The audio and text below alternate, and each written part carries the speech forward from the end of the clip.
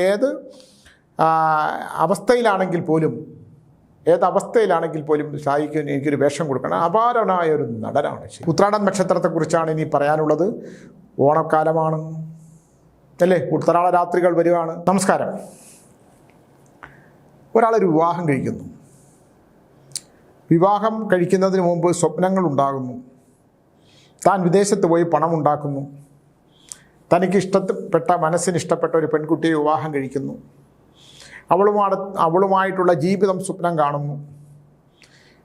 പ്രതികൂല സാഹചര്യങ്ങൾ കൊണ്ട് ഒരുപാട് ബുദ്ധിമുട്ടിയും കഷ്ടപ്പെട്ടും 2-3 നേരമൊക്കെ പണത്തിനൊക്കെ പറ്റിച്ചും ഒക്കെ നിവർത്തിയില്ലാതെ എങ്ങനെയെങ്കിലുമൊക്കെ വിദേശത്ത് ചെന്ന് ഇറങ്ങുന്നു. ഒരു ചെറുപ്പക്കാരൻ്റെ യാതന, ഈ ദുഃഖപൂർണമായൊരു ജീവിതത്തിനെക്കുറിച്ചാണ് ഞാൻ പറയുന്നത്. ചില വിധികളെക്കുറിച്ച് ഞാൻ എപ്പോഴും പറയാറുണ്ടല്ലോ. അങ്ങനെ ആ ചെറുപ്പക്കാരൻ രാവിലെ 5 മണിക്ക് എന്നെ വിളിച്ചതാണ്. സ്വാമി, ഞാൻ രാവിലെ വിളിച്ചതിന് ക്ഷമിക്കണം, സമയമുണ്ടോ? ഞാൻ പറഞ്ഞില്ല, എഴുതിക്കൊണ്ടിരിക്കുവാണ്. ആരുവാമൊഴി എന്ന് പറയുന്നൊരു നോവൽ എഴുതുകയാണ്. 10ാമത്തെ അധ്യായം ഇന്ന് കൊടുക്കണം. അതുകൊണ്ട് DTP എടുക്കണം, ഇല്ലെങ്കിൽ ടീച്ചർ ഭക്ഷണം തരില്ല എന്നാണ് പറഞ്ഞേക്കുന്നത്. അപ്പോൾ എൻ്റെ അന്നം മുടക്കരുത്, പെട്ടെന്ന് പറയൂ എന്ന് പറയുമ്പോൾ അദ്ദേഹം പറഞ്ഞു, സ്വാമി എനിക്കൊരു 5 മിനിറ്റ് തരണം. ഞാൻ സ്വാമിയെ വിളിക്കുന്ന കുറേ കഴിഞ്ഞാൽ സ്വാമിയെ പിന്നെ കിട്ടൂല, സ്വാമി തിരക്കായി പോകും. ഞാൻ പറഞ്ഞു, തിരക്കല്ല, എഴുതുന്നുള്ളതുകൊണ്ട് പറയൂ. അപ്പോൾ ഈ ചെറുപ്പക്കാരൻ വിദേശത്തെത്തുന്നു. അവിടെ ഒരു സ്റ്റോർ കീപ്പറായിട്ട് ജോലി ചെയ്യുന്നു. അവിടെ നിന്നുകൊണ്ട് അദ്ദേഹത്തിൻ്റെ ഒരു സുഹൃത്തിൻ്റെ സഹോദരിയെ ഇദ്ദേഹം വിവാഹം കഴിക്കുന്നു. എന്നാൽ വിവാഹം കഴിക്കാനുള്ള അവസ്ഥയുണ്ടാകുന്നു. വിവാഹം കഴിക്കുന്നു. ഇദ്ദേഹത്തിന് നല്ല കടബാധ്യതകളുണ്ട കാര്യമൊക്കെ ഇദ്ദേഹം അങ്ങോട്ട് മറച്ചു പിടിച്ചിട്ടുണ്ടാവണം. അതെന്തായാലും എന്നോട് പറഞ്ഞില്ല. എന്തായാലും ഇദ്ദേഹം വിവാഹം കഴിച്ച് വീട്ടിൽ ചെല്ലുമ്പോഴാണ് ഇദ്ദേഹത്തിൻ്റെ കുടുംബം ഇദ്ദേഹം വിദേശത്ത് പോകാനായിട്ട് പണയം വെച്ചിരിക്കുന്നതായിട്ടും ഭാരിച്ച ഒരു തുക ഈ കെട്ടിടത്തിലേക്ക് മാസം പലിശയായി കൊടുക്കണം എന്നുള്ള വിവരങ്ങൾ അറിയുന്നതും, ഭാര്യയ്ക്ക് ഈ സഹോദരനാൽ ഉണ്ടാക്കപ്പെട്ട സ്വർണമെല്ലാം കൂടെ പണയം വെച്ച് ഈ വീടിൻ്റെ കടബാധ്യതകൾ ഏറെക്കുറെയൊക്കെ തീരിക്കുകയും. അപ്പോൾ പല വിവാഹങ്ങളുടെ ഏറ്റവും വലിയ പ്രശ്നം, വിവാഹം കഴിപ്പിക്കും, ആഡംബരപൂർവമായിട്ടുള്ള വിവാഹം കഴിപ്പിക്കും, വീട് വിൽക്കും അല്ലേ, അല്ലെങ്കിൽ ലോൺ എടുത്ത് കല്യാണം കഴിപ്പിക്കും. ഇതെല്ലാം പ്രശ്നങ്ങളായിട്ടാണ് എൻ്റെ മുമ്പിൽ ഇപ്പോൾ വന്ന് നിൽക്കുന്നത്. നമ്മൾ ഒരു പെൺകുട്ടിയാണ് ജനിക്കുന്നുണ്ടെങ്കിൽ അതിനെ കരുതി വയ്ക്കുക. പണ്ടത്തെ ആൾക്കാർ കരുതി വയ്ക്കും. എൻ്റെ അമ്മുമ്മയൊക്കെ ഒരു ദിവസം ഞങ്ങൾ ഈ അരിപ്പെട്ടി പോലെ ഒരു പെട്ടിയുണ്ട്, അരിയൊക്കെ സൂക്ഷിക്കുന്ന ഒരു പെട്ടി പോലെ ഒരു വലിയ പെട്ടി. അപ്പോൾ ഞാൻ എനിക്ക് അമ്മുമ്മയെടുത്ത് ചോദിച്ചു, ഇത് എന്തിനാണെന്ന്. നോക്കുമ്പോൾ അതിനകത്ത് കസവും മുണ്ടൊക്കെ ഇങ്ങനെ അടുക്കി വെച്ചേക്കുന്നു ചിലത്. അപ്പോൾ എന്തിനാണെന്ന് ചോദിക്കുമ്പം അത് അമ്മുമ്മ മരിച്ചു പോകുമ്പം അമ്മുമ്മയെ ഉടുപ്പിച്ച് ദഹിപ്പിക്കാനുള്ളത് എന്ന് പറയുന്നു. അങ്ങനൊരു കരുതൽ ഇന്നത്തെ കാലത്തില്ല. നമ്മളെ പഴയ അങ്ങനെ ഒരു മുത്തശ്ശിയുടെ പരമ്പരകളൊക്കെ നമുക്കില്ലല്ലോ, ഇപ്പം നിലവിലില്ലല്ലോ. ഉണ്ടെങ്കിൽ തന്നെ ആരും മുത്തശ്ശിമാരെ തല നിറച്ചവരെ അംഗീകരിക്കപ്പെടാതിരിക്കുകയും തലനിരിച്ചവർ പറയുന്നത് കേൾക്കാതിരിക്കുകയും അല്ലെങ്കിൽ തനിക്ക് അങ്ങനെ ഒരു അവസ്ഥകൾ വരാതിരിക്കും എന്നൊക്കെ ചിന്തിക്കുന്നവരല്ലേ ഏറ്റവും കൂടുതൽ ചെറുപ്പക്കാർ. യൗവനത്തിൽ ഇതൊന്നും നമ്മൾ എടുക്കില്ല എന്നാണ് എനിക്ക് തോന്നുന്നത് അല്ലേ. വയസ്സായവരാണ്, ഒക്കെ പോകാൻ സമയമായി, അങ്ങ് പോകേണ്ട, എവിടെയൊക്കെ മരിച്ചു പോകേണ്ടവരാണ് എന്ന് ചിന്തിക്കുന്ന ചെറുപ്പക്കാർ അല്ലേ. ഇങ്ങനെയൊക്കെ പറഞ്ഞുകൊണ്ട് ബൈക്ക് പുറത്തുമായി പോയി ഒരു തട്ട് തട്ടുന്നത് അങ്ങനെയൊന്നും ഉണ്ടാവാതിരിക്കട്ടെ, ഞാൻ പറഞ്ഞെന്നുള്ളതേ ഉള്ളൂ. അപ്പോൾ കരുതലില്ലാതെ ജീവിക്കുന്നവർക്ക് വരുന്ന ഏറ്റവും വലിയൊരു ബുദ്ധിമുട്ടാണ്. അതിൽ ഈ ചെറുപ്പക്കാരനെ പറ്റി എന്താണെന്ന് വെച്ചാൽ, അപ്പോൾ ഞാൻ അദ്ദേഹത്തിനടുത്ത് ഒന്നും ചോദിക്കുന്നില്ല, കാരണം അദ്ദേഹം ഇങ്ങനെ വാതോരാതെ സംസാരിച്ചുകൊണ്ടിരിക്കുകയാണ്. അദ്ദേഹത്തിന് അവിടുത്തെ ജോലി നഷ്ടപ്പെട്ട് തിരിച്ചു വന്നു കഴിയുമ്പോൾ ഇദ്ദേഹത്തിനൊരു കുട്ടി ഉണ്ടാകുന്നു. ഈ മറ്റേ അദ്ദേഹത്തിൻ്റെ സഹോദരനിൽ നിന്ന് കൂട്ടുകാരൻ്റെ സഹോദരിയെ വിവാഹം കഴിച്ച് അതിലൊരു കുട്ടി ജനിക്കുന്നു. അവിടെ നിന്ന് പണമൊക്കെ അയച്ചു കൊടുക്കുന്നു. അപ്പോൾ ഈ സഹോദരിക്ക് സ്വർണ്ണത്തോടൊക്കെ ഇത്തിരി ഭ്രമമുള്ളതാണ്. അവളുടെ സ്വർണം കൊണ്ടുവന്നതിൻ്റെ 3ാമത്തെ ദിവസം പണയം വെച്ചതിൻ്റെ അസ്വസ്ഥതകളുണ്ട് എന്ന് കത്തുകളുമായിട്ടും മൊബൈലുമായിട്ടൊക്കെ ബന്ധപ്പെടുമ്പം എൻ്റെ സ്വർണം എടുത്തു തരണം, എനിക്ക് കല്യാണത്തിന് പോകാൻ പറ്റുന്നില്ല. എൻ്റെ വീട്ടിൽ നിന്ന് ആൾക്കാർ ചോദിക്കുന്നു, എൻ്റെ അമ്മ ചോദിക്കുന്നു, അച്ഛൻ ചോദിക്കുന്നു, സഹോദരൻ മാത്രം ചോദിക്കുന്നില്ല. കാരണം ആ സഹോദരനാൽ കൊണ്ടുവന്ന വിവാഹമാണല്ലോ. അപ്പോൾ ഞാൻ ഇതിന് ജാതകം നോക്കിയായിരുന്നു. ഇല്ല സ്വാമി, എനിക്കതിലൊന്നും വലിയ വിശ്വാസമില്ലായിരുന്നു. അവിടെയാണ് ഞാൻ എൻ്റെ കാര്യങ്ങൾ സംസാരിക്കുന്നത്. നിങ്ങൾ സൗഹൃദത്തിൻ്റെ പേരിൽ പെൺകുട്ടി കാണാൻ കൊള്ളാവുന്നത് കൊണ്ട് അല്ലെങ്കിൽ പുരുഷൻ കാണാവുന്നുള്ളത് കൊണ്ട് കല്യാണം നടക്കട്ടെ, ഇതിലൊന്നും കാര്യമില്ല. മുസ്ലിം സമുദായത്തിൽപ്പെട്ടവരോ ക്രിസ്ത്യൻ സമുദായത്തിൽപ്പെട്ടവരോ വിവാഹം ചിന്തിക്കുമ്പോൾ ജാതകം നോക്കുന്നുണ്ടോ? ഒന്നും നോക്കുന്നില്ല. കല്യാണം കഴിക്കുമ്പോൾ അസ്വസ്ഥതകളുണ്ടാകും, ദാമ്പത്യത്തിൽ പ്രശ്നമുണ്ടാകും, ഗ്രഹനിരകൾ പിഴയ്ക്കും, അഗ്നിയും ജലമായിട്ട് കല്യാണം കഴിച്ചാൽ പ്രശ്നങ്ങളുണ്ടാകും. അത് 100% ഉറപ്പുള്ള കാര്യമാണ്. ഞാൻ പലപ്പോഴും പറഞ്ഞിട്ടുള്ളതാണ്. അതുകൊണ്ട് ഇതെന്തുകൊണ്ട് പറയുന്നു എന്ന് പറഞ്ഞാൽ, ഗ്രഹനില പ്രകാരം ജാതകം ജ്യോത്സ്യം ഉണ്ടെങ്കിൽ ജ്യോതിഷ പണ്ഡിതന്മാരെ കണ്ട് അത് നോക്കി മാത്രമേ വിവാഹം കഴിക്കാൻ പാടുള്ളൂ. ഇല്ലെങ്കിൽ ജീവിതത്തിൽ ഒരുപാട് പ്രതിസന്ധികളും അല്ലെങ്കിൽ തന്നെ നോക്കി കല്യാണം കഴിച്ചാൽ തന്നെ 1000 പ്രതിസന്ധികളാണ് അല്ലേ. മക്കളെ അനുഭവിക്കാൻ യോഗമുണ്ടാവണം അല്ലേ, സന്തോഷത്തോടെ കുടുംബത്തോടെ ജീവിക്കാൻ കഴിയണം. അപ്പം എൻ്റെ അടുത്ത് പലരും ചോദിക്കുന്നുണ്ട്, ഇപ്പം സ്വാമി നല്ല ജാതകമൊക്കെ സ്വാമി ഇരുന്ന് ഇങ്ങനെ പറയുന്നുണ്ടല്ലോ, ജാതകം നോക്കണം, ഉത്തമമാണെന്ന് നോക്കണം, മധ്യമത്തിൽ പാടില്ല, ഉത്തമത്തിൽ തന്നെ കല്യാണം കഴിക്കണം. ഞാൻ ഉത്തമത്തിൽ കല്യാണം കഴിച്ചാൽ സ്വാമി, എൻ്റെ ഭർത്താവ് കഞ്ചാവും കുടിച്ച് കള്ളും കുടിച്ച് എന്നെ കൊടുത്തിട്ട് ഇടിച്ച് കണ്ട പെണ്ണുങ്ങൾക്കൊക്കെ പൈസയും കൊടുത്ത്, അപ്പോൾ ജാതകത്തിൽ എന്ത് പ്രസക്തി എന്ന് ചോദിച്ചാൽ പൂർവ്വജന്മം കൂടെ നോക്കണം. നമ്മളിത് അനുഭവിക്കാനുള്ള വിധി ഈ ജാതകപ്രകാരം വിവാഹ യോഗമുണ്ടെങ്കിൽ പോലും ഭർത്താവിനെ അനുഭവിക്കാനുള്ള യോഗമുണ്ടോ എന്ന് ജ്യോതിഷ പണ്ഡിതന്മാർ നോക്കി പറഞ്ഞാൽ പ്രശ്നമില്ല. ഇത് പൊരുത്തം മാത്രമേ നോക്കുള്ളൂ. ഇത് മധ്യമത്തിൽ ചേർക്കാം. എങ്ങനെ ചേർക്കും? ഇവിടെ ഉത്തമത്തിൽ പോലും എടുക്കാൻ പറ്റില്ല.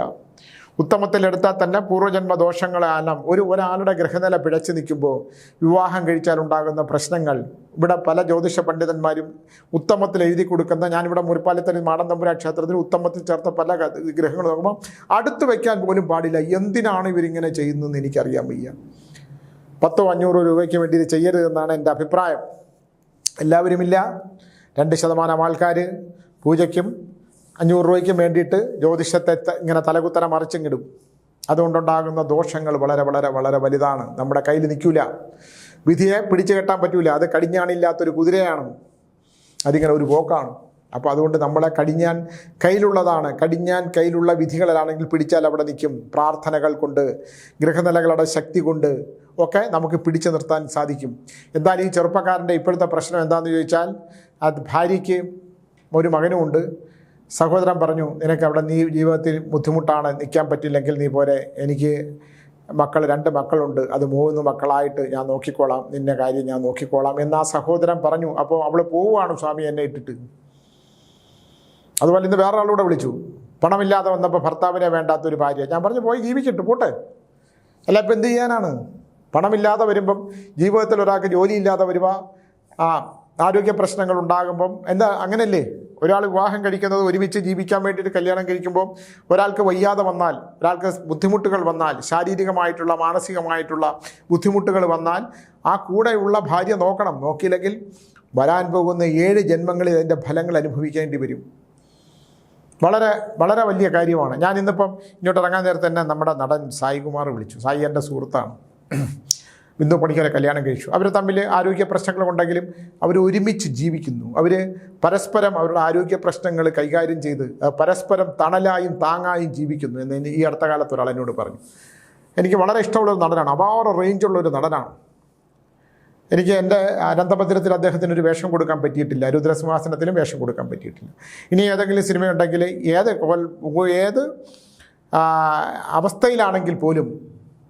അവസ്ഥയിലാണെങ്കിൽ പോലും സായിക്ക് എനിക്കൊരു വേഷം കൊടുക്കണം. അപാരനായ ഒരു നടനാണ് ശരിക്കും. എന്തൊരു അദ്ദേഹം സായി മറ്റേ ഇതിനകത്ത് റാംജി റാവു സ്പീക്കിംഗ് അല്ല, വില്ലനായിട്ടൊക്കെ അഭിനയിക്കുന്നത് കണ്ടാൽ നമുക്ക് അത്ഭുതപ്പെട്ടു പോകും. ബിന്ദു പണിക്കറും അത് ഇങ്ങനെ തന്നെയാണ്.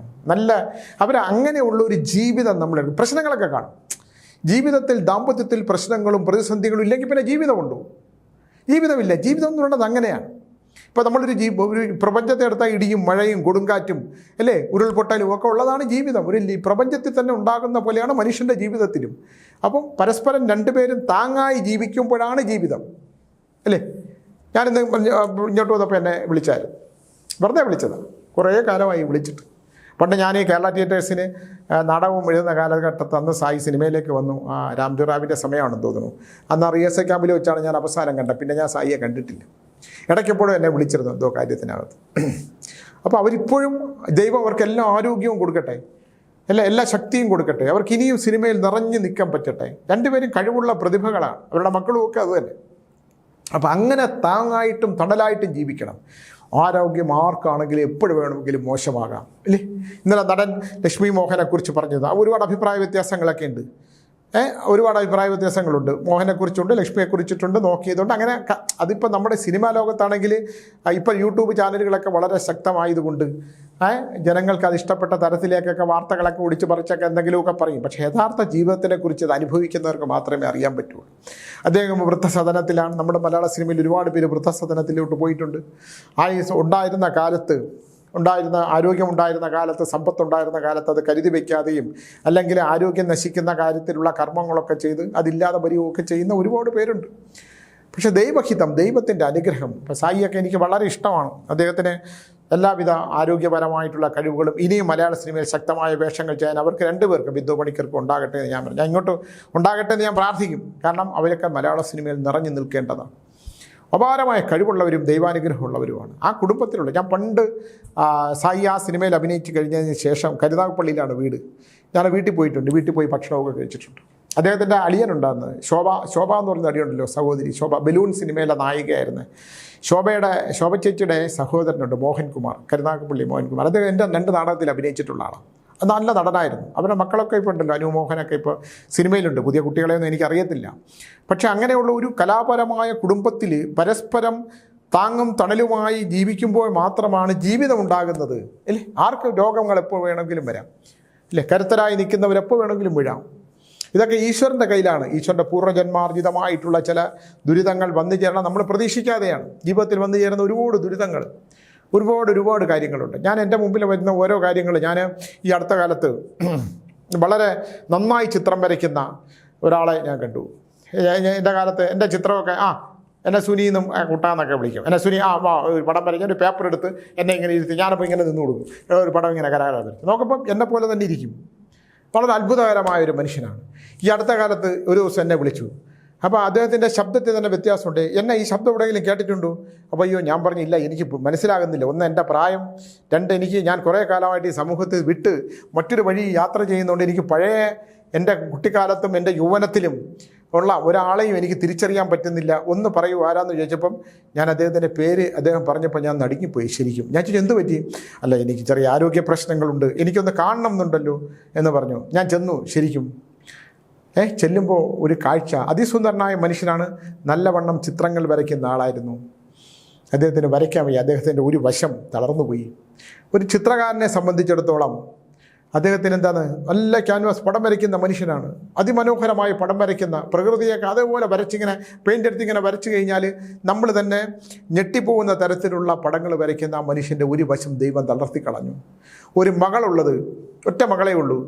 ഇഷ്ടപ്പെട്ടൊരു ചെറുപ്പക്കാരൻ അന്യജാതിയിൽപ്പെട്ട അന്യമതത്തിൽപ്പെട്ട ഒരാളുമായിട്ട് വിവാഹം കഴിച്ചു പോയി. അദ്ദേഹം പറഞ്ഞത് വിവാഹം കഴിച്ചതല്ലല്ലോ പ്രശ്നം, അവൾ എന്നോട് പറയാതെ ഒരു കത്ത് എഴുതി വെച്ചിട്ട് പോയി. അവൾ എന്നെപ്പോലെ പടം വരയ്ക്കുന്നതാണ്. ഇപ്പം എന്താ അവസ്ഥ? ഞാൻ പറഞ്ഞു, അത് പോട്ടെ, സ്നേഹിക്കുന്നവർ തമ്മിൽ ഒരുമിച്ച് പോയി ജീവിക്കട്ടെ ചേട്ടാ, പോക്കട്ടെ എന്ന് പറഞ്ഞപ്പോൾ പുള്ളിയുടെ കണ്ണ് നിറഞ്ഞുകൊണ്ട് പറഞ്ഞു, അവൾ എന്നെക്കാൾ നന്നായി പടം വരയ്ക്കുന്നവനാണ്. പക്ഷേ അവൻ മദ്യപിച്ച് ലഹരി ഉപയോഗിച്ച് നല്ലവണ്ണം മർദ്ദിക്കും. അവളുടെ പടം വരചനയുമില്ല, അവളുടെ പഠിത്തവുമില്ല. അവളുടെ കലാകാരി നശിച്ചു. അവളിലെ എൻ്റെ മകളും മരിച്ചു. എൻ്റെ മകൾ ജീവിച്ചിരിപ്പുണ്ട്. ആ അച്ഛൻ്റെ ഒരു ദുഃഖമാണ് എന്നെ ഈ അപാരമായ കഴിവുള്ളവരുടെ അവിടെയാണ് ഞാൻ വിധി എന്ന് പറഞ്ഞൊരു സാധനത്തിനെ ചേർത്ത് പിടിക്കുന്നത്, അല്ലേ? അപ്പം നമ്മൾ നോക്കുമ്പോൾ ഒരുപാട് പേർക്ക്, നമ്മൾ പുറത്തുനിന്ന് നോക്കുമ്പോൾ ചില്ലട്ട ക്ലാസ്സിലിരിക്കുന്നവരെ കുറിച്ച് ഒരു പ്രശ്നവുമില്ല. പക്ഷേ അകത്ത് നമ്മൾ കയറി നോക്കുമ്പോൾ ഒരുപാട് പേര് ധനവാന്മാർ. ഇന്ന് തന്നെ അമേരിക്കയിൽ നിന്ന് ഒരാൾ വിളിച്ചിട്ടുണ്ടായിരുന്നു രാവിലെ, ഇന്നലെ രാത്രി ഒരാൾ വിളിച്ചിട്ടുണ്ടായിരുന്നു. ഇവരുടെ എല്ലാം ഇഷ്ടം പോലെ, ധനത്തിനൊരു പ്രശ്നമില്ല സ്വാമി, പക്ഷേ സമാധാനമില്ല. എന്താണ്?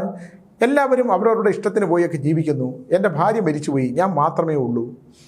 ഇനി ഇവിടുത്തെ ഒരു സംസ്കാരം അനുസരിച്ച് എനിക്ക് വേണമെങ്കിൽ ഒരു സ്ത്രീയെ വാടകയ്ക്കെടുത്ത് ജീവിക്കാം. പക്ഷേ എൻ്റെ മനസ്സ് നിറച്ച് എൻ്റെ ഭാര്യയാണ്. എനിക്ക് മരണം എപ്പോൾ സംഭവിക്കുമെന്ന് സ്വാമിക്ക് പറയാൻ പറ്റൂ? ഞാൻ പറഞ്ഞു, അയ്യോ അതൊന്നും എന്നോട് ചോദിക്കരുത്.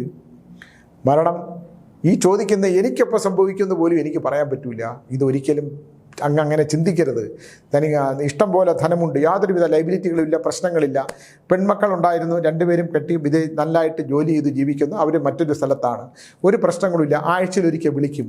എന്തിനാണ് വിളിക്കുന്നത്?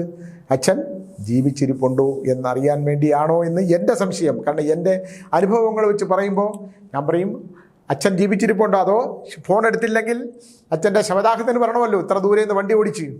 എന്നാൽ ചിലരെ വിളിക്കുമ്പോൾ ചോദിക്കുന്ന പോലെ, ഹോം നേഴ്സിനെ വെച്ചിട്ട് ശരിയാവുന്നില്ല, ഹോം നേഴ്സുമായിട്ട് വഴക്കാണ് സ്വാമി, അച്ഛൻ അവരെ ചവിട്ടുകയൊക്കെ ചെയ്യും, എല്ലാവരും കളഞ്ഞിട്ട് പോയി, ഇനിയിപ്പോൾ അവിടെ കിടന്ന് അനുഭവിക്കട്ടെ. അച്ഛൻ അനുഭവിക്കട്ടെ, അമ്മ അനുഭവിക്കട്ടെ. അത് 10-70 വയസ്സുള്ള മക്കളെ പഠിപ്പിച്ച് കഷ്ടപ്പെട്ട് പഠിപ്പിച്ച് ട്യൂട്ടോറിയൽ പഠിപ്പിക്കുന്നതിൻ്റെയൊക്കെ മുമ്പിൽ ചെന്ന് നിന്ന് വിളിച്ചുകൊണ്ട് പോയി വളർത്തി വലുതാക്കി പഠിപ്പിച്ച് ഉറങ്ങാതെ കാത്തിരുന്ന് പഠിപ്പിച്ച് വലുതാക്കി വിദേശത്ത് വിട്ട് കഴിയുമ്പം കല്യാണവും കഴിച്ച് കഴിയുമ്പം അച്ഛന്മാർ അവശരാകുമല്ലോ. യൗവനത്തിലേക്കല്ലല്ലോ പോകണം, വാർദ്ധക്യത്തിലേക്കല്ലേ പോകുന്നത്. രോഗദുരിതങ്ങൾ വരും. അപ്പോൾ അവരുടെ അവിടെയൊക്കെ സൗകര്യങ്ങൾക്കനുസരിച്ച് അവർക്ക് നോക്കാൻ പറ്റാത്തതുകൊണ്ട് ഒരു ഹോം നേഴ്സിനെ വയ്ക്കും. ഹോം നേഴ്സിന് ഹോം നേഴ്സിൻ്റേതായിട്ടുള്ള ഒരു ജീവിത രീതിയുണ്ട്. അവർ വരും, ഭക്ഷണം കൊടുക്കും, 5 മണിയാകുമ്പോൾ അവർ പോവും, ഭക്ഷണം അവിടെ എടുത്ത് വയ്ക്കും, വേണമെങ്കിൽ എടുത്ത് കഴിച്ചോളുക. ഞാൻ ടീച്ചറിൻ്റെ അമ്മയെ നോക്കാൻ ഒരാളെ നിർത്തി, ഒരു സ്ത്രീയെ നിർത്തിയായിരുന്നു. അപ്പോൾ ഞങ്ങൾ ഈ പുസ്തകമൊക്കെ അയക്കാനായിട്ടൊക്കെ പോകണമല്ലോ, പുസ്തകത്തിൻ്റെ കാര്യത്തിന് DTP എടുക്കാനും. അതിലെ പുസ്തകത്തിന് വേറെ വരുമാനമില്ല, ഞങ്ങൾ എഴുതിയല്ലേ പറ്റൂ. ഞാനും കല ടീച്ചറും പോകുമ്പോൾ ഒരു ദിവസം ആ 96 വയസ്സുള്ള അമ്മ കരയുവാണ്. എന്താന്ന് ചോദിക്കുമ്പം തലമുടിക്കിടയിലോട്ട് ഇങ്ങനെ കയറ്റിയിട്ട് അമ്മയുടെ ചുവരിൽ പിടിച്ചിടിച്ചു ആ സ്ത്രീ. എന്തൊരു മനുഷ്യ, അവർ വൃദ്ധയാണ്. ഈ അമ്മ ഒന്നും പറയില്ല, ഒരു പാവ സ്ത്രീയായിരുന്നു, മരിച്ചുപോയി. അത് വളരെ ശാന്തമായി ഉറക്കത്തിൽ മരിച്ചുപോയ അമ്മയാണ്. ആരോടും യാതൊരു പ്രശ്നവുമില്ലാത്ത ഇഷ്ടം പോലെ ഭക്ഷണം എല്ലാവർക്കും കൊടുത്ത് ജീവിച്ച ഒരമ്മ. ആ അമ്മയെ ഇങ്ങനെ ഉപദ്രവിച്ചു. ഞാൻ അവരുടെ ഒഴിവാക്കിയവരെ. എന്നിട്ട് അവർ നമ്മൾ ഒരുപാട് അപഖ്യാതിയൊക്കെ പറഞ്ഞു. ഞാൻ അവരെ വഴക്ക് പറഞ്ഞുകൊണ്ട് എന്നെക്കുറിച്ച് ഒരുപാട് അപഖ്യാതിയൊക്കെ പറഞ്ഞ് നടന്ന കേട്ടറിഞ്ഞു. അതൊക്കെ നമുക്കൊന്നും ചെയ്യാൻ പറ്റില്ല. എന്ത് ചെയ്യാൻ പറ്റും ഇല്ലേ? ഒരു സ്ത്രീയുടെ 96 വയസ്സായ സ്ത്രീയുടെ തലമുടിയുടെ ഇടയിലേക്ക് ചുവരി 4 ഇടി അവരുടെ മുഴച്ചു പോയി.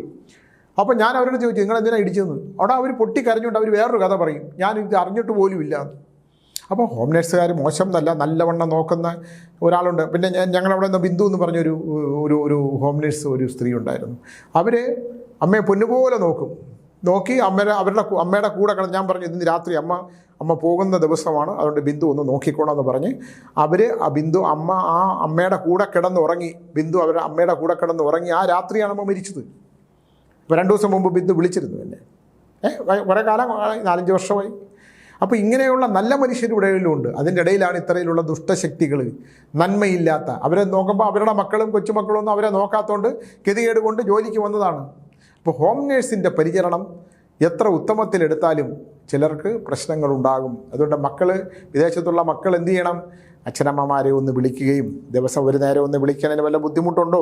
നിങ്ങളെല്ലാ തിരക്കുകളും ആയിക്കോട്ടെ, എന്നാലും അച്ഛാ സുഖമായിട്ടിരിക്കണോ, അമ്മ സുഖമായിട്ടിരിക്കണോ, ഭക്ഷണം കഴിച്ചോ എന്നൊക്കെ ഒന്ന് ചോദിക്കുമ്പോൾ ഇവിടെ വാർദ്ധക്യത്തിൽ മരണത്തിലേക്ക് ഇങ്ങനെ പോകുന്ന മനുഷ്യരുണ്ട് ഇല്ലേ? ഇടയ്ക്ക് TV ഒക്കെ കാണും, അവർ തമ്മിൽ പരസ്പരം സംസാരിക്കും. ഒരു ദിവസം ഒരാളങ്ങ് പോകും, അപ്പോൾ മറ്റേയാൾ ഒറ്റയ്ക്കാവും. ഇതൊക്കെ ഒരു വേർപാടുകൾ ഭയങ്കര പ്രശ്നമാണ് അല്ലേ? അപ്പോൾ മക്കളെപ്പോഴും അച്ഛനമ്മമാരെ ഒന്ന് ശ്രദ്ധിക്കണം. അച്ഛനമ്മമാർക്ക് ഒരുപാട് കുഴപ്പമുണ്ട്. ഒരുപാട് കുഴപ്പമുള്ള അച്ഛനമ്മമാരുടെ ഒരുപാട് വിശേഷങ്ങൾ എനിക്ക് പറയാനുണ്ട്. പക്ഷേ അച്ഛനമ്മമാരെപ്പോഴും ഉണ്ടായിട്ടല്ലേ, അച്ഛനമ്മമാരും പൂർവികരും ഒക്കെ ഉണ്ടായിട്ടല്ലേ നമ്മളൊക്കെ ജനിച്ചത് അല്ലേ? അവരുടെ സ്വത്തുക്കളൊക്കെ അനുഭവിക്കാനും പഠിക്കാനും പഠിപ്പിക്കാനും ഒക്കെ അവരുടെ അധ്വാനത്തിൻ്റെ ബാക്കിയൊക്കെ ഉള്ളതുകൊണ്ട് നമ്മൾ അവരെയൊക്കെ ഒന്ന് ബഹുമാനിക്കണം. അതുകൊണ്ട് വലിയ ദോഷമൊന്നുമില്ല അല്ലേ? അപ്പോൾ അത്തരത്തിലുള്ള ഒരുപാട് കാര്യങ്ങൾ ഈ സമൂഹത്തിൽ നടക്കുന്നതായിട്ടുണ്ട്. മാതാപിതാക്കളെ, മുത്തശ്ശന്മാരെ, വയസ്സായവരെ, നരച്ചവരെ കാണുമ്പോൾ വെറുപ്പായി തിരിഞ്ഞു നടക്കുന്ന, എനിക്കറിയാവുന്ന ഒരാളെ, ഞാൻ ഗ്രീൻ TV ജോലി ചെയ്യുന്ന ഒരാളുണ്ടായിരുന്നു. ഞാൻ ആ പരസ്യ കമ്പനിയിൽ ഞാൻ ജോലി ചെയ്തിരുന്ന കാലത്ത് അവിടെ ഒരാളുണ്ടായിരുന്നു. അദ്ദേഹത്തിൻ്റെ ഒരു സ്വഭാവം, പുള്ളി നേരെ സൂട്ടൊക്കെ ഇട്ടിട്ടാണ് വരുന്നത്. ആരെ കണ്ടാലും അവൻ്റെ വൈകല്യത്തെക്കുറിച്ച് പറയും. എന്നെ എന്തോന്ന് അങ്ങനെ, എൻ്റെ ഇരിക്കണ കണ്ടില്ലേ, അയാൾ ചിരിക്കുന്ന കണ്ടില്ലേ, അയാൾ നടക്കുന്ന കണ്ടില്ലേ എന്നൊക്കെ പറയും. പക്ഷേ അവസാനം അദ്ദേഹത്തിന് ഈ അടുത്ത കാലത്ത് അതുപോലൊരു വൈകല്യം സംഭവിച്ചതായിട്ട് അറിഞ്ഞു. അതുകൊണ്ട് എനിക്ക് സന്തോഷം ഉണ്ടായിട്ടല്ല, അങ്ങനെ ഉണ്ടായതായിട്ട് അറിഞ്ഞു. അപ്പോൾ നമ്മൾ ആരെയോ അങ്ങനെ കുറ്റപ്പെടുത്താതിരിക്കുക. ഒരാളുടെ മുഖം വൈരൂപ്യമാകുന്നത് ഇല്ലേ അയാളുടെ കുറ്റം കൊണ്ടാണോ? ആണോ? അല്ല. ഒരാൾക്ക് ശാരീരികമായ അവശതയുണ്ടാകുന്നത്, ഒരാൾക്കൊരു വശം തളർന്നു പോകുന്നത്, ഒരാൾക്ക് ഒരു ആരോഗ്യപരമായിട്ടുള്ള വിഷയങ്ങളുണ്ട്, അയാളെ കുറ്റം കൊണ്ടാണോ? നല്ല മനസ്സുള്ള ദൈവത്തെ വിശ്വസിക്കുന്ന, മനുഷ്യരോട് ഏറ്റവും നന്മയായിട്ട് പെരുമാറുന്ന, സ്നേഹത്തോടെ പെരുമാറുന്ന, കുടുംബാംഗങ്ങളെ ചേർത്ത് പിടിക്കുന്ന ആൾക്കാർക്ക് പൂർവ്വജന്മ ദുരിതവും പൂർവികമായിട്ടുള്ള ദോഷങ്ങളും കൊണ്ട്, പൂർവികർ ചെയ്തു കൂട്ടിയ ദോഷങ്ങൾ കൊണ്ട് അവർക്ക് വന്നു ചേരുന്ന ദോഷങ്ങൾ അവരനുഭവിച്ചല്ലേ പറ്റുള്ളൂ. അതങ്ങനെയാണല്ലോ അല്ലേ? നമ്മളപ്പോൾ ആരെയും നമ്മൾ അത്തരത്തിൽ കാണാതിരിക്കണമെന്നാണ് എനിക്ക് പറയാനുള്ളത്. നമുക്കത് ഒന്നും അങ്ങനെ ആരെയും പറയാൻ പറ്റില്ല. ആർക്കാണ് എന്ത് സംഭവിക്കുമെന്ന് എന്ത് പറയാൻ പറ്റും അല്ലേ? ഒരാളെക്കുറിച്ച് ഒന്നും പറയാൻ പറ്റില്ല. മലയാളത്തിലെ കഴിഞ്ഞാൽ സത്യൻ എന്ന് പറഞ്ഞ നടൻ കത്തി ജ്വലിച്ച് നിൽക്കുന്ന സമയത്ത് പോയി ജയൻ എന്ന് പറഞ്ഞ ആൾ അല്ലേ കത്തിജ്വലിച്ച് നിന്ന സമയത്ത് മലയാള സിനിമയിൽ ഏറ്റവും കൂടുതൽ ആരാധകരുണ്ടായിരുന്ന കാലത്ത് ഈ ഭൂമിയിൽ നിന്ന് പോയി. നടൻ സോമൻ മരിച്ചുപോയി. എത്രയോ പേര്, കുതിരവട്ടം പപ്പു, അങ്ങനെയൊക്കെയുള്ള അല്ലേ നല്ല നല്ല കടുവാക്കുളം ആന്റണി എന്നൊക്കെ പറയുന്ന ഞങ്ങളുടെയൊക്കെ കാലത്തുണ്ടായിരുന്ന മലയാള സിനിമയിൽ നിറഞ്ഞു നിന്നിരുന്ന ഒരുപാട് പേര് ഒരു സുപ്രഭാതത്തിൽ ഇല്ലാതായി. ഇപ്പോൾ ഈ സായികുമാറിൻ്റെ ഫാദർ, മൈഡിയർ കുട്ടിച്ചാത്തൻ എന്ന് പറയുന്ന സിനിമയിൽ അതിഗംഭീരനായ മന്ത്രവാദിയായിട്ട് അഭിനയിച്ച, ഞാൻ ഓരോ നോവൽ, ഇപ്പം ഞാൻ 7 നോവൽ എഴുതിയിട്ടുണ്ട്. അതിൽ ആരുവാമുട്ടി എന്ന നോവലിൽ ഒരു മന്ത്രവാദിയുണ്ട്. ആ മന്ത്രവാദി വരുമ്പോൾ എൻ്റെ മനസ്സിൽ വരുന്ന കൊട്ടാരക്കര ശ്രീധരൻ നായർ എന്ന് പറയുന്നത് സായികുമാറിൻ്റെ അച്ഛനാണ്. അപ്പോൾ ടീച്ചർ ആ നോവൽ ഇപ്പോൾ DTP ചെയ്തുകൊണ്ടിരിക്കുമ്പോൾ പറഞ്ഞു ഇത് സിനിമയ്ക്ക് പറ്റിയ ഒരാളായിരുന്നു, സിനിമയ്ക്ക് പറ്റിയ നോവലായിരുന്നു സ്വാമി. നമ്മളിപ്പോൾ എഴുതി വയ്ക്കും. ഇപ്പോൾ സിനിമയുടെ വലിയ വലിയ ബഡ്ജറ്റിലൊന്നും ഒരു സിനിമ ഉണ്ടാക്കാനൊന്നും പറ്റുമെന്ന് എനിക്ക് അറിഞ്ഞൂടാ. ഇതെല്ലാം ഭാഗ്യങ്ങൾ കൊണ്ട് സംഭവിക്കുന്നതല്ലേ. അപ്പോൾ ഇതെല്ലാം തന്നെ ഈശ്വര കൃപയാൽ, ഈശ്വരൻ എന്ന് പറയുന്ന പ്രപഞ്ചത്തിലെ ഒരു ശക്തി കൊണ്ട് സംഭവിക്കുന്ന കാര്യങ്ങളായതുകൊണ്ട് നമ്മൾ എപ്പോഴും ഈശ്വരനെ ഭജിക്കുക എന്നുള്ളതാണ് ഏത് പ്രപഞ്ചം. എന്നാൽ ഈശ്വരനില്ല എന്ന് വിചാരിക്കുന്ന ഒരാളല്ലേ, ഒരുപാട് പേരില്ലേ? ഒരുപാട് പേരുണ്ട്. ഈശ്വരനെ ഭജിക്കാത്തവരുണ്ട് ഒരുപാട് പേര്. അതിൻ്റെ ഒന്നും ആവശ്യമില്ല എന്ന് വിചാരിക്കുന്നത്, വ്യക്തിപൂജ നടത്തുന്നവരുണ്ട് അല്ലേ. അപ്പോൾ അങ്ങനെയുള്ള ഒരുപാട് പേരുണ്ട്. ഒരുപാട് ഇപ്പം തന്നെ കണ്ടില്ലേ, പിന്നെ നമ്മുടെ ശബരിമല നെയ്യിൽ, സ്വർണത്തിൽ അല്ലേ, അരവണയിൽ, എവിടെയൊക്കെയാണോ എന്തൊക്കെ ചെയ്യാൻ പറ്റുന്നു അതെല്ലാം ധനമാർഗമായി സ്വീകരിക്കുന്നവർക്ക് വരുന്ന ഏറ്റവും വലിയ ദുരന്തം എന്ന് പറയുന്നത് ഒരു തലമുറ കൊണ്ട് അവസാനിക്കില്ല എന്നുള്ളതാണ്. ഇന്നിപ്പം പുതിയ ബ്രഹ്മദത്തനോ അദ്ദേഹത്തിന് രാജീവ് കണ്ഠനാരുടെ മകനോട് കോടതി പറഞ്ഞിരിക്കുന്നത് നമ്മുടെ ശബരിമല ശാസ്താവിൻ്റെ, ശബരിമല അയ്യപ്പൻ്റെ ആ ക്ഷേത്രത്തിൻ്റെ പുണ്യം, ആ പരിപാവനമായിട്ടുള്ള ആ ക്ഷേത്രത്തിൻ്റെ പവിത്രത നിലനിർത്തിക്കൊണ്ട് നിങ്ങളത് പിന്നെ അവിടുത്തെ കർമ്മങ്ങൾ ചെയ്യണം എന്നാണ് ആൾക്കാരുടെ പെരുമാറ്റവും അവിടുത്തെ കാര്യങ്ങളും. അതാണ് കോടതി ആദ്യമായിട്ടാണ് ഇത്തരത്തിലുള്ള ഒരു തന്ത്രിയോട് അതൊരു വിജ്ഞാപനം പുറപ്പെടുവിക്കുന്നത്. എന്തുകൊണ്ടാണ് അങ്ങനെ ആജ്ഞാപിക്കുന്നതാണ്, ആജ്ഞയാണത്. എന്തുകൊണ്ടാണ്? അവിടെ ശബരിമല പോലുള്ള ഒരു സ്ഥലത്ത്, പരിപാവനമായ സ്ഥലത്ത് അതിഗംഭീരമായി കൊള്ളയടിക്കപ്പെട്ടു എന്നുള്ളതാണ്. ആരാണോ ആ ഭഗവത് സന്നിധിയെ സേവിക്കേണ്ടത്, ആ സേവിക്കേണ്ടവർ തന്നെ ആ ഭഗവത് സാന്നിധ്യം കൊള്ളയടിക്കപ്പെട്ടപ്പോൾ എന്താണ് ഇപ്പോൾ കണ്ടില്ലേ, ദേവസ്വം ബോർഡ് പ്രസിഡന്റ് ജയിലിൽ കിടക്കുന്ന കണ്ടില്ലേ? എന്താണ് ഇവരൊക്കെ നേടുന്നത്? ഒരു വലിയ വീട് വെച്ചാൽ അവിടെ താമസിക്കാൻ യോഗമുണ്ടോ? PS പ്രശാന്ത് എന്ന് പറയുന്ന ദേവസ്വം ബോർഡ് പ്രസിഡന്റ് സ്വന്തം വീട്ടിൽ ഉണ്ടാക്കിയ വീട്ടിൽ താമസിക്കാൻ യോഗമില്ല അല്ലേ? അത് കുടുംബക്കാരല്ലേ താമസിക്കുന്നത്. കാട്ടാളൻ്റെ കാര്യം പറഞ്ഞ പോലെ വാൽമീകിയുടെ അല്ലേ, കാട്ടാളൻ എല്ലാവരെയും കൊള്ളയടിച്ച് എല്ലാം പിടിച്ചു പറിച്ച് വീട്ടിൽ കൊണ്ടുവന്ന് ഭാര്യയും മക്കൾക്കും കൊടുക്കും. അവസാനം സപ്തർഷികൾ നടന്നു വന്നപ്പോൾ ചോദിക്കും, എല്ലാം പിടിച്ചു പറിക്കുമ്പോൾ ഞങ്ങൾ വെറും സന്യാസിമാരാണ് എന്ന് പറയുമ്പോൾ, നീ ചെയ്യുന്നതിൻ്റെ പാപം എന്താണെന്ന് നിനക്കറിയാമോ? എന്ത് പാപം? ഞാൻ എൻ്റെ ഭാര്യയ്ക്ക് മക്കൾക്കൊല്ലി കൊടുക്കണേ, അവരിവിടെ അനുഭവിച്ചോളും. ഇല്ലില്ല, നീ ചെയ്യുന്നതിൻ്റെ പാപം നിനക്ക് മാത്രമേ അനുഭവിക്കാൻ പറ്റുള്ളൂ എന്ന് പറയുമ്പോൾ, ഇല്ലില്ല ഞാൻ ചോദിച്ചിട്ട് വരട്ടെ എന്ന് പറയും. അങ്ങനെ ഈ മഹർഷിമാരെ അവിടെ പിടിച്ചു കെട്ടി വെച്ചിട്ട് വീട്ടിൽ പോയി ഭാര്യ എടുത്ത് ചോദിക്കും, ഞാനിതെല്ലാം പിടിച്ചു പറിച്ച നാട്ടുകാരുടെ എല്ലാം കൊള്ളയടിച്ചുകൊണ്ടോ നിങ്ങൾക്ക് തരികയാണ്. അപ്പോൾ അതുകൊണ്ട് ആ പാപം നിങ്ങൾക്കൂടെ കിട്ടില്ല. അതങ്ങനെ കിട്ടും, നിങ്ങൾ ചെയ്യണതിൻ്റെ പാപം നിങ്ങൾക്കല്ലേ കിട്ടുള്ളൂ, ഞങ്ങൾക്ക് എങ്ങനെ കിട്ടും എന്ന് ചോദിക്കുമ്പോഴാണ് അദ്ദേഹം തിരിച്ചു ചെല്ലുന്നത്. അങ്ങനെ 2 മരങ്ങൾക്കിടയിൽ ഇരുത്തി, ഇതിന് ഞാൻ എന്താണ് മോക്ഷം, എനിക്ക് എന്താണ് മോക്ഷം എന്ന് ചോദിക്കും കാട്ടാളൻ. ചോദിക്കുമ്പോഴാണ് അദ്ദേഹം 2 മരങ്ങൾക്കിരുത്തി ആമരം ഈ മരം, ആമരം ഈ മരം, ആമരം ഈ മരം, ആമരം ഈ മരം എന്ന് പറഞ്ഞ് അവസാനം രാമ രാമ രാമ എന്ന് പറഞ്ഞ് വർഷങ്ങൾ കഴിഞ്ഞ് ഈ മഹർഷിമാർ തിരിച്ചു വരുമ്പോഴാണ് ഒരു ചിതൽപുറ്റിനടിയിൽ ഇതിൽ നിന്ന് ഈ ശബ്ദം കേൾക്കുന്നത്. അതാണ് വാത്മീകം. വാത്മീകത്തിൽ നിന്നാണ് വാത്മീകം ഉണ്ടായതില്ലേ. അങ്ങനെ മാനസാന്തരവും പരിവർത്തനങ്ങളുമാണ് ലോക സ്വഭാവവും നമുക്ക് കാട്ടിത്തരുന്നതാണ്. കണ്ണാടിയെ സ്വപ്നം കാണുന്ന ദരിദ്രനാണെങ്കിൽ അവൻ ധനികനാകുമെന്നും, ധനികനാണ് സ്വപ്നം കാണുന്നതെങ്കിൽ, ധനികനാണ് ഈ കണ്ണാടി സ്വപ്നം കാണുന്നതെങ്കിൽ അവൻ ദരിദ്രനാകും എന്നും ഒരു ചൊല്ലുണ്ട്. അതൊരു പഴഞ്ചൊല്ല്, ഒരു പുസ്തകത്തിൽ നിന്നുള്ള പഴഞ്ചൊല്ലാണ്. വളരെ പുസ്തകത്തിൽ നിന്നുള്ള പഴഞ്ചൊല്ലുകളാണിത്. ചിലർ സ്വപ്നങ്ങൾ കണ്ട് ചോദിക്കും, ചിലർ സ്വപ്നം കാണുന്ന ചോദിക്കും, ചിലത് ഇപ്പോൾ ഈ സ്വപ്നങ്ങളെക്കുറിച്ച് പറയുമ്പോൾ ഒരുപാട് പേര് സ്വപ്നങ്ങളെക്കുറിച്ച് ചോദിക്കുന്നുണ്ട്. ഉത്രാടം നക്ഷത്രത്തെക്കുറിച്ചാണ് ഇനി പറയാനുള്ളത്. ഓണക്കാലമാണ് അല്ലേ, ഉത്രാട രാത്രികൾ വരികയാണ്. ഉത്രാടപ്പൂനിലാവിനെക്കുറിച്ച് ശ്രീമാരൻ തമ്പി സാർ എഴുതിയിട്ടുണ്ട് അല്ലേ. പിന്നെ ഓണക്കാലം ഏറ്റവും സമ്പൽ സമൃദ്ധിയാകുന്ന ഒരു കാലമാണ്. ദോഷകാലങ്ങളെക്കുറിച്ച് ഞാൻ പറയുന്നില്ല. കാരണം ഓണകാലത്ത് എല്ലാ സമ്പൽ സമൃദ്ധി, ഉത്രാടം, തിരുവോണവും അവിട്ടവും ചതയും ഒക്കെ നമുക്ക് ഏറ്റവും കൂടുതൽ എല്ലാ ദുഃഖങ്ങളും മാറ്റിവെച്ചുകൊണ്ട് സന്തോഷപൂർണ്ണമായിട്ടുള്ള ഒരു കാലഘട്ടം ഉണ്ടാകട്ടെ എന്നും ചിങ്ങമാസം കൊണ്ട് തുടങ്ങി കഴിയുമ്പോൾ ഉണ്ടാകുന്ന മാറ്റങ്ങൾ എല്ലാ നക്ഷത്രക്കാർക്കും ഉണ്ടാവും. എന്നാലും ഞാൻ പറയുന്ന പൂർവ്വജന്മ ദോഷങ്ങളെക്കുറിച്ചൊന്ന് ശ്രദ്ധിക്കണം. ഉത്രാട നക്ഷത്രക്കാർ പൂർവ്വജന്മത്തിൽ ഓണത്തിൻ്റെ സന്തോഷപരമായി കിട്ടുന്ന ധനം മുഴുവൻ ഈ ഓണക്കാലത്ത് തീർത്ത് കളഞ്ഞാൽ ഓണക്കാലം കഴിഞ്ഞു വരുന്ന കാലങ്ങളിൽ ബുദ്ധിമുട്ട് ഉണ്ടാകാനായുള്ള സാധ്യതയുള്ളതുകൊണ്ട് കുറച്ച് കരുതി വയ്ക്കണമെന്ന് പറഞ്ഞുകൊണ്ട് ഉത്രാട നക്ഷത്രക്കാർക്ക് നല്ലൊരു ഓണക്കാലം ആശംസിക്കുകയാണ്. നന്ദി, നമസ്കാരം.